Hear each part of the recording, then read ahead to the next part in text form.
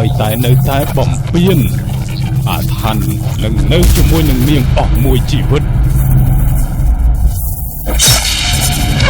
បែរញ៉ៃចង់ឃើញខ្មៅសម័យនឹងហើយនឹងមានខ្មោចទៀត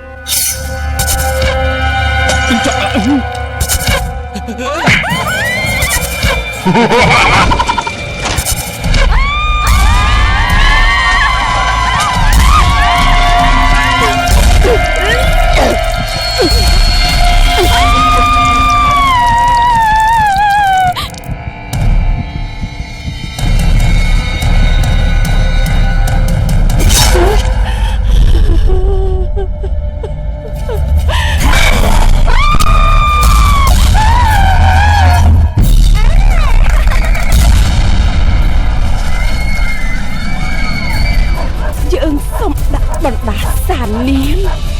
សូមឲ្យអធិទាំងអស់វិលត្រឡប់ទៅរកនាងដូចគ្នា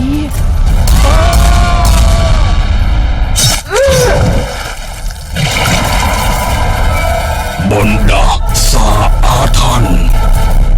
ចាប់បញ្ចាំងពីថ្ងៃទី5 ខែ 2 2016